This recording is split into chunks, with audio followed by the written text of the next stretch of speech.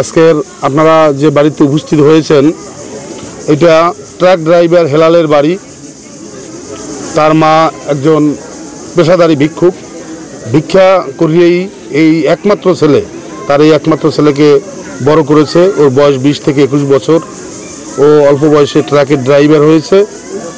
গত 2 তারিখে সোমবার রাত্র 10টায় ও ট্রাকে তরমুজ বোঝাই করে ঢাকার উদ্দেশ্যে রওনা দিয়ে যায়।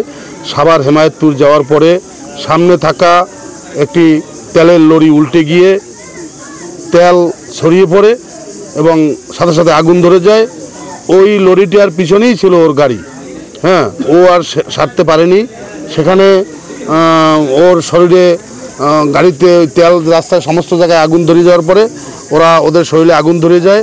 আগুন ধরে সাথে সাথে ওই গাড়ির যে তরমুজের মালিক ছিল তিনি ওই রাস্তায় মারা গেছেন।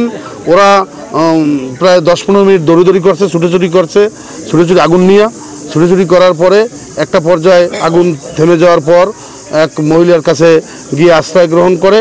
কিন্তু সে সময় ওর শরীরের প্রায় 90% অগ্নিদগ্ধ হয়েছেন।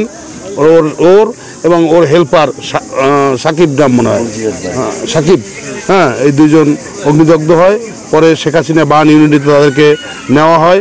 সেখানে চিকিৎসা দেওয়ার পর ডাক্তার আশঙ্কাযুক্ত মনে করছেন, তিনি আগেই সংকেত দিয়েছেন। গতকাল রাত্র 3 তারিখ রাত্র 8টা 30 মিনিট বা 45 মিনিট এই মুহূর্তে মারা গেছেন।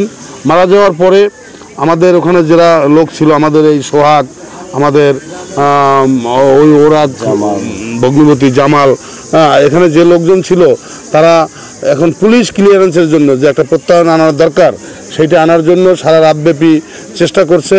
কিন্তু পুলিশের হয়রানির কারণে সারা রাতব্যাপী আমরা এই প্রত্যয়নপত্র সংগ্রহ করতে পারে নাই। পরে আজকে সকাল 9টায় প্রত্যয়নপত্র সংগ্রহ করছে। এরপরে এই বাড়িতে নিয়ে আসছে।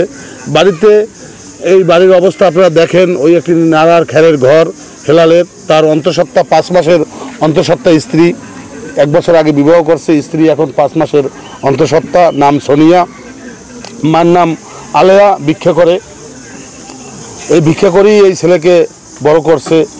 এই আজকের এই পর্যায়ে নেছে। আজকের ওই মহিলার আর কিছুই রইল না।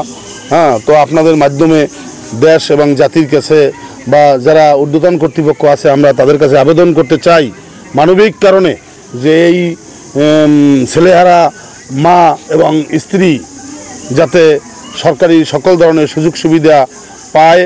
আপনারা আপনাদের মাধ্যমে সেই লেখালেখিটুকু আপনারা করবেন। আপনাদের কাছে আমাদের অনুরোধ থাকবে এলাকাবাসীর পক্ষ থেকে। আমরা এই গৌরীচন্না, ছোটো গৌরীচন্নার মানুষ একই জায়গায় বসবাস করি। এই ছেলেটা অত্যন্ত ভালো ছিল। সকল মানুষ আজকে দেখেন এখানে ওরা আপন বলতে কেউ নাই। যারা আসছে সবাই চোখে পানি, সবাই আবেগপ্লাবিত।